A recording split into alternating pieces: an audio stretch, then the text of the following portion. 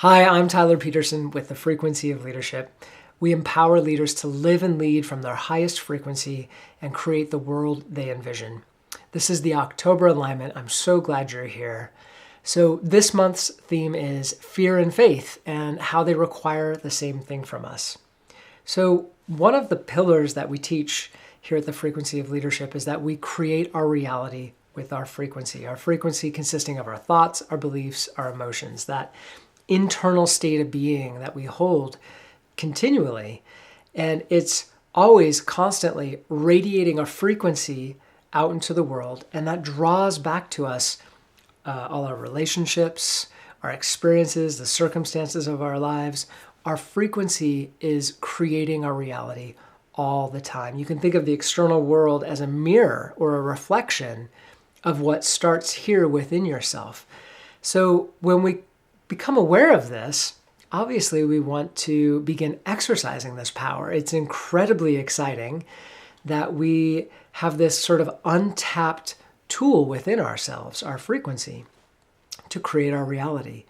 And when we begin doing this intentionally, all that means is that we're deciding what we want to create, we're actively engaging in the creative process, and we're making corrections and adjustments as we move through the creative process. It's a learning journey. We get a reflection of what we're creating in the world and realize that's not quite what I want. I don't enjoy this, or that's painful. What do I need to change in here in order to have an external reality that's different? Because it starts here and then is reflected back to us. So when you begin consciously creating, there's this interesting thing that can happen. There's something you want, and we may not always be aware of this, but really there's kind of one of two choices that happen after we decide what we want. And that is, we can either have faith, we can either choose to have faith and believe that the thing we want, that we can create it, that it will come to us. Or we can have some form of fear. We can choose, oftentimes this is unconscious, but we can choose to go into fear about the thing we're trying to create. Maybe we're unworthy, or we're not good enough, or that's impossible. There are so many variations of fear that inhibit what we're trying to intentionally create. So I heard a quote recently, and I found it really empowering, and I wanted to pass this on to all of you. Sheila Gillette, who channels Theo, I'm paraphrasing a little bit here, but it basically was that fear and faith both require the same thing from us, and that's that we believe in the as of yet unseen. So there's something you desire to create in your life. Let's just keep it very simple and say you'd like a promotion. You decide that's what you want to create, and then you begin engaging in consciously creating that, meaning you try and live and embody that state of being within yourself first, knowing that that's the impulse that goes out to help create the circumstances you want to experience in your life. Well, that moment and that process involves fear and faith. We're choosing to believe in something that hasn't yet occurred. It's unseen. And for some people, and depending obviously on the situation and what you're creating, it can be very easy to just have faith and be like, no problem, this is going to happen. I feel this already within myself. I don't have to worry about it. It's going to happen. Right? We've all had some of those moments. And if you've had some of those moments in your life, take a moment, think now, and bring those to mind. What did that feel like? How did you feel in your body? It's really important to pay attention to that. What were the qualities of your thoughts, your emotions? What did you believe? What did you believe about yourself? If you have an experience like this, share in the comments. I'd love to hear more about it. But equally as true, and oftentimes we can go down this route more often than the faith route, and that's that we embrace some sort of fear. We believe in something that's fear-based. So I want a promotion. Maybe the instant reaction is, well, that's just impossible. I got a promotion 5 years ago, and it's not far enough down the road that I deserve another promotion. We make up these stories in our mind based in fear. How could I be worthy of having that promotion? might be one of them. Like, I'm just so happy and lucky to be in this job. I'm not going to ask for a promotion for fear of maybe being singled out or punished for asking for something that I don't think I'm worthy of. You can probably imagine a whole lot of variations of fear, stories that you could begin telling yourself that would immediately inform your frequency and therefore immediately start creating that version of reality for you. So this dynamic of fear and faith is a really important one to pay attention to because it determines what you create. It literally will determine the outcome. And I have a wonderful story, personal story to illustrate this. And I'm laughing because I embraced the fear path and where Susan embraced the faith path. So let's compare and contrast these. We were selling a car. We'd owned this car for a long time, maybe 18 years. And we kept it in great shape, but it's a used car. It's got dings and scratches and lots of mileage and needs some TLC. So we pick a price that we think it's worth and we publish it. And at this point, I'm kind of responsible for this process. And I'm not aware, maybe a little bit, but not totally aware, but I have gone into fear thinking about selling this car, meaning I thought it was unlikely we would find somebody who'd be willing to pay our asking price.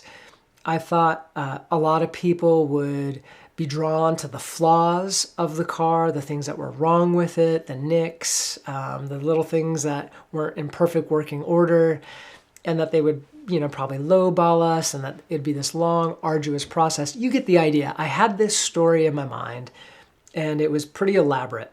Well, what do you think happened? Knowing how frequency works, that was the state of being, the beliefs and the feelings associated with those beliefs that I was experiencing. I'm pulsing that out into the world. You know where the story's going. We didn't get many offers. It took a while. When we finally got an offer, the individual who was interested in the car was really unpleasant to work with. It wasn't an enjoyable experience. They were kind of unpleasant and lowballing in an extreme way, pointing out flaws. They didn't really, there was no joy to this process. It was kind of just a transaction, and they were just looking for a car for the utility of it and didn't think about anything beyond that. So it was a really yucky experience, and I use that word very expressly. I felt gross, So, of course, we said no to this person. The experience didn't feel well. And from this point forward, Susan kind of took the lead. And I took a step back. And unbeknownst to me, Susan, each morning, was just quietly sitting and feeling and visualizing the outcome she desired. She had moved into faith. She wanted to find a home for our car. And wanted whoever was going to own it to love it as much as we loved it. She just wanted our car to be loved the way we had loved it. We had taken amazing care of this car, and we really enjoyed our experience with it. So that's what she wanted. She wanted it to have a good home, really, and just felt that and believed it and knew it. And for her, it was effortless. She's like, yeah, this is what's going to happen. And wouldn't you know it, within just a few days, we get a phone call from just a delightful person who shows up and is immediately in love with the car. Of course, we offer for him to go test drive it, and he says, no, I don't even want to test drive it. I don't need to. I don't need to. I know this is what I want. This is perfect. He's like, I get it's kind of an aging car, and there are probably little things here and there. He's like, I don't care. That's fine. That's normal. I brought cash for the full asking price. I'm just so thrilled to be able to own this car. And, for Susan, this was just another day, like no big deal. She'd created what she wanted to. She knew it was already going to happen, and here it was happening. But for me, I'm like beside myself. I can't believe, where did this person come from? I mean, from Mars? Like, what planet are they from? It just was beyond my conception of what was possible for us in this experience. And I love this story because it really starkly contrasts the two states, one that's fear-based and believing in the unseen in a fearful way, and one that's more faith-based, meaning believing in the unseen in a way where you have trust, where you know, where you're allowing the thing you want to come to you because you're already experiencing it within yourself. It's beautiful. So I want to just call to your attention a couple observations that as you engage in creating consciously, I think will serve you on your pathway. So the first is to begin paying more attention when you pick something you want to create consciously, whatever that may be. Maybe it's just that you want more connection in your life. You want more free time. You want more peace in your life. Or maybe it's something really specific, like you want a promotion, like we talked about earlier. It's all valid. Begin to observe when you sit to actively feel that outcome. What are you feeling? Or do you feel tight? Do you feel kind of constrained? Or do you feel open? Are things just kind of flowing and it's effortless? Do you feel some form of fear? Is your mind, your thoughts going to this fearful place, painting an image or a vision that is unpleasant, that you don't want? Or is it the opposite? Is it just kind of this beautiful vision? It's flowing to you easily and naturally, and you're feeling it in your body. So it's really important to begin noticing whether you're in fear or faith, broadly speaking, and doing that by sensing into your body and your emotions. We are walking around, we all have these gadgets, right? And they're amazing. I love technology as much as anyone else, but they are light years behind. They pale in comparison to the technology of our body, the technology of our consciousness. We are walking around, in my view, the most technologically advanced experience we can possibly have.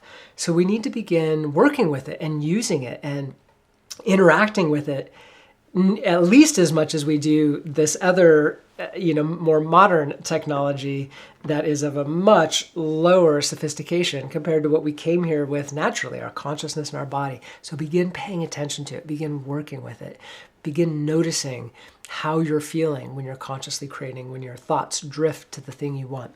It's really important. And then get curious. Like, well, why do I feel this fear? Why am I painting these difficult images in my mind? Where is that coming from? What's underneath this? Like, is there kind of a common root to all of this? Peel that away so you can begin resolving it. It's so critical to let that go so you can move more into the open and flowing and faith and trusting side of things, like Susan did. If you're in that side of things also, like Susan was, notice that also. What does that feel like in your body? How much ease do you feel? How present do you feel? I use this word flow a lot because to me that's really what it feels like, effortless flow. Begin to notice that and bookmark that in your mind because you want to come back to that state for everything you begin creating consciously and intentionally. It shows you kind of the way. And anything that's not as easy and effortless and open and trusting like that, then there's something that you need to look at and release. There's some tweaking you need to do here. So really pay attention to that. There's just one or two observations I'd love to share with you very briefly that may help you on your process or in your process of creating. And the first one is, our human mind, we're multidimensional. We're both human and divine. We're first and foremost these divine beings, consciousness, here having this human experience. We're expressing our consciousness through this realm that we call life and humanity and earth. And it's amazing and beautiful and, in my view, a marvelous thing from the full spectrum of human emotions. It's such a beautiful, powerful experience. But our human mind, that small part of ourselves, has this tendency to have taken on limitations, limiting beliefs, old conditioning, mostly from our families, our parents, our friends, maybe even the media, anything we're repeatedly exposed to, especially in a highly charged or emotional way, that conditions us. our judgments, that really creates separation within ourselves primarily, but also, of course, separation between ourselves externally. But it's this internal separation that we're trying to resolve. So why do I know this about the human mind? Well, if we didn't have these things, then we'd all be walking around in an enlightened state. Our divinity would be here, it is here right now, but it would be here more fully, completely, living through us entirely in every moment. And life, as you know, would be a radically different experience. You'd be an enlightened being here on earth. We've had these before in history, and this is kind of where we as a humanity are going right now, this great awakening. So this is the path we're on, and why it's so important to begin creating consciously and become aware of this process. Well, it's these limitations that the human mind's taken on that are creating a separation between us and this bigger part of ourselves. We are obscuring some of our most beautiful, pure, divine light. And they're obscured through our limiting beliefs, our conditioning, our judgments. These are kind of our identities. These are the big kind of areas. So fear arises from our human mind. And when you know that, you can use that to your advantage, because we also have this place in our body called our hearts. And when we shift into our hearts, we connect directly to our divine mind, the divine aspect of our being. There's a direct, unfiltered connection to that part of ourselves. So if you feel yourself moving into fear, you're definitely in your human mind in some way. The first step always is to move into your heart, to move into your divine mind, to align with that bigger part of yourself. And from there, you have an expanded perspective, and it will help you to understand those limitations. Like, why am I in fear? Why am I believing in these fear-based outcomes rather than the faith choice of the equation? So that's one powerful thing to be aware of. Another one is to pay attention to your attachments. So if you're creating something and you find you're really attached to the outcome, especially an emotional attachment, that tends to arise when we're creating from our human mind, when we're creating from a place of limitation and fear. You know, sometimes we want $1 million because we're so afraid of not having enough money or resources to live our life or to do the things we want. So you can see how that's an outcome created based in fear. We have this strong attachment to an outcome. We're trying to run away from something, and we're focused on that to an extent also. So we're going to have difficulty creating that outcome. But on the flip side of that, I'm sure you've experienced moments in your life where you've been totally unattached to the outcome. You were just open and receptive. And this tends to be our default state when we're younger, when we're children. We don't have any of this programming. These limitations haven't come to the surface. We're just moving through our life innocent. And if there's something we want, we just imagine it. We're free to create whatever we want in our mind and our body. And we have no restrictions or conditions placed on ourselves. But I'm willing to bet there's probably something now here in your adult life recently, or maybe even in the far past, where you've created something and you had no attachment to the outcome, where you're just like, you know what? Yeah, this is going to happen. It feels good. I know, and you already were embodying it. So that's another moment to pay attention to how the two feel differently in your body when you're attached to something, the outcome, versus when you're unattached. You're more neutral, especially from an emotional point of view, and just allowing things. So I wanted to call these things to your attention because they really will help you as you become, as you engage more in this creative process, and you become more aware of what's arising in your experience. You become more discerning about, am I in fear or am I in faith? And so that's really the key takeaway from this talk. And that's to just become more observational of your experience, become more aware of your internal state of being, especially feeling your body, feeling your emotions, and using those as a guide to help you understand where you are with your frequency, those thoughts, emotions, beliefs, and if there's a gap between where you are and where you want to be. So then you can take action to begin changing them, to let go of those limitations and embrace that more faith option rather than the fear option. Okay, so that's it. Faith and fear, they both require the same thing of you, and that's a belief. It's just a choice. What are you going to believe? It's something, you're creating something you haven't seen yet, but you get to choose. Are you going to have faith in that happening and align with it in that way, or are you going to experience some fear? So choose very wisely, and remember, sometimes this choice is a daily choice. Maybe you're seeking an intimate relationship, someone beautiful in all the ways that you value beauty, and you really just want that to happen in your life. Well, sometimes it can be a daily choice. Maybe some fear pops up one day. I'm not worthy of that. Or I had this horrible breakup and I don't want that to happen again. In that moment, you get to exercise the power of your choice once again and realign yourself through your heart with the faith and the outcome that you desire. So this can be a continual daily practice. I know it is for me with certain things I'm trying to create in my life right now, and that's okay. It's part of our practice. You working through this thing, these fears and these limitations to create whatever it is you want to create, will help you release them in many facets of your life. So while you may be focused on one thing, know that you're raising your frequency in all facets of your life when you let go of these limitations. It's a powerful thing. Okay, so that's the key takeaway. Become more aware, more observant of your internal experience, and discern whether you're aligned in a fearful way or in a higher frequency faith way, and then take appropriate action.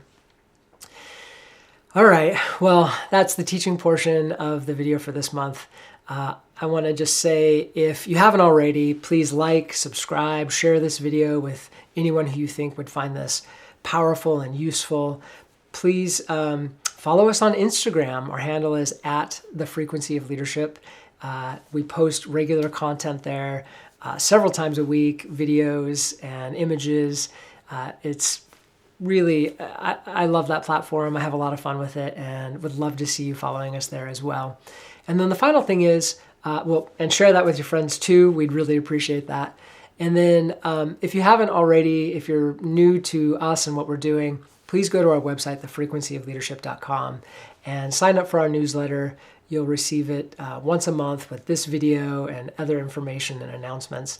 And you'll also receive a free 5-part video series that walks through how you create your reality with your frequency and helps you get up to speed and up and running and working with these principles right now. You don't have to wait. The videos are short, about 5-6 minutes. So very precise videos, or we tried to make them as concise as possible. And they'll walk you through all the major dimensions of frequency and creating intentionally. Okay, the last part of our monthly alignment has arrived. If you've been here before, then you know it's coming. If you're new, I also channel energy. And this energy is beautifully collaborative. It will come through me and to you directly, and its purpose, what it is doing and seeks to do, desires to do, is to help you raise your frequency.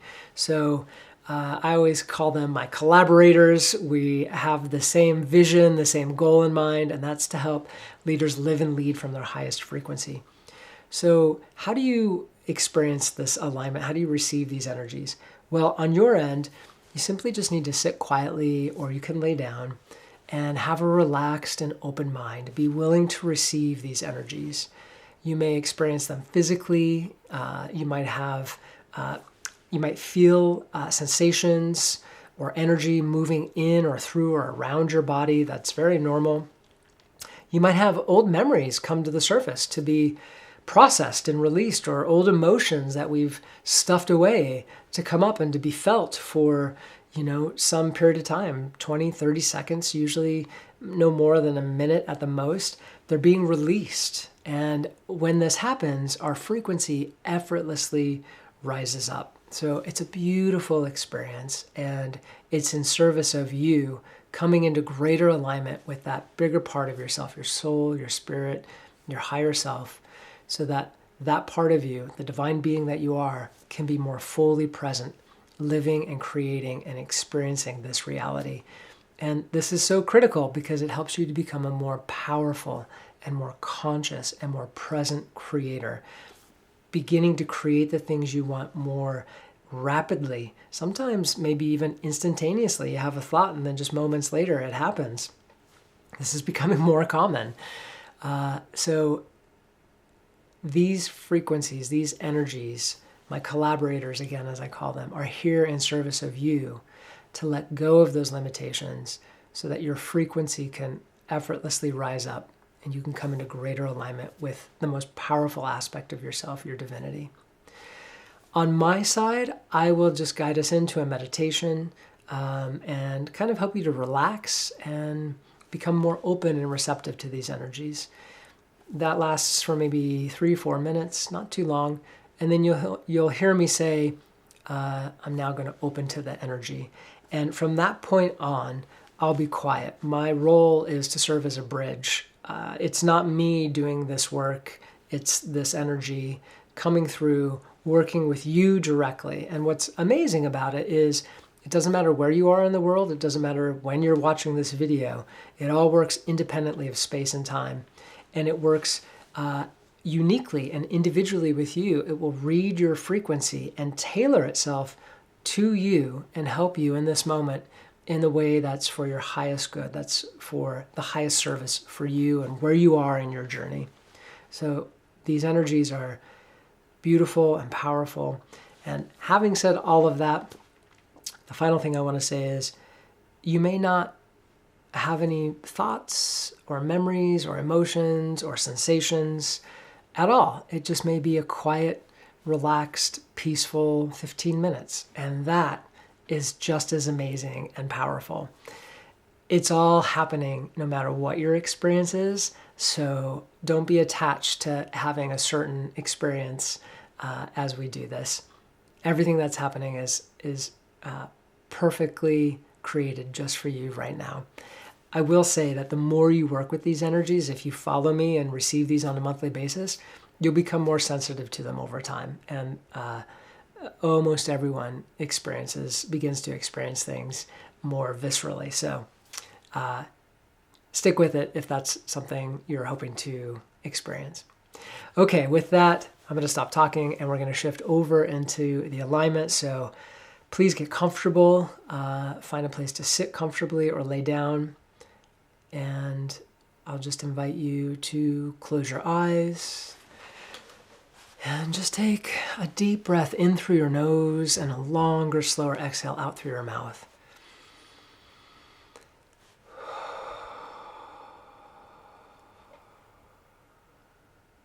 And repeat that one more time, breathing in through your nose and a longer, slower exhale out through your mouth.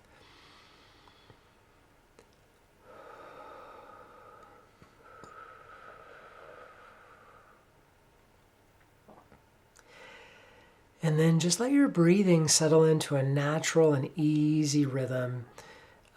Breathing in and out through your nose, just very relaxed and easy.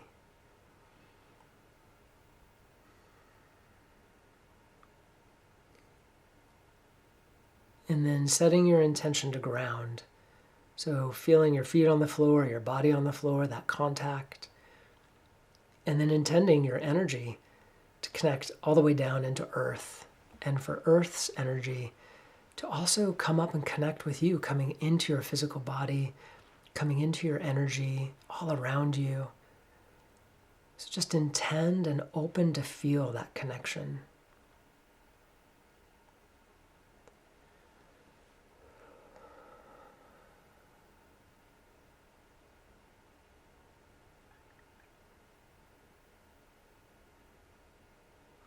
And then bring your awareness up into your heart center, that energetic center of our being that connects directly to our higher self.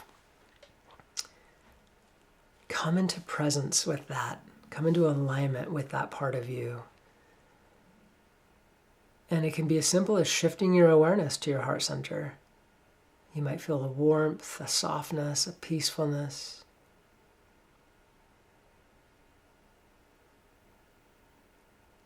This is a practice in and of itself, feeling that contact with the bigger part of ourselves, opening to it, aligning with it. And if it's helpful to you, you can bring to mind something you're grateful for. Gratitude is so powerful. It's one of the highest frequencies.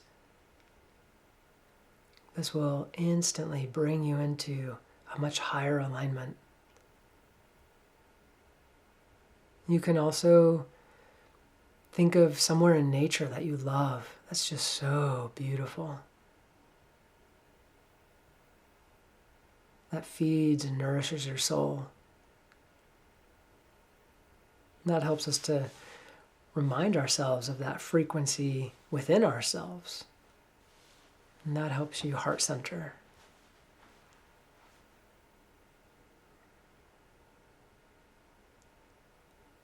And now just set the intention quietly to yourself or out loud if you'd like. The intention is this: I am present and I am open to receive all that is for my highest good.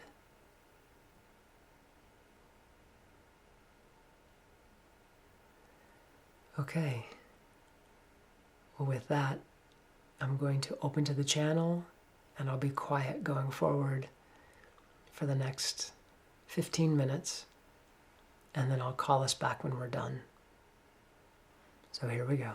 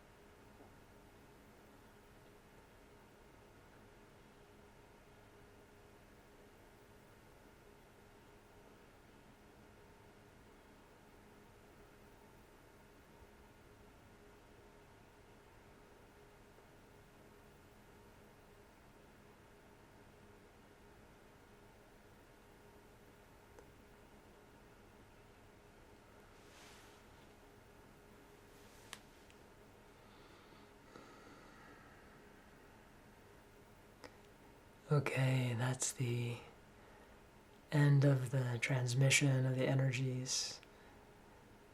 If you're in a really good place, if you're feeling the flow, just stay there. Keep enjoying what you're feeling. And for everyone else, just want to say thank you. I hope you enjoyed the talk and the alignment. Even if you just give a heart in the comments below, would love to just hear from you in some way. And yeah, I wish you well, and we'll see you again soon. All right, take care. Bye.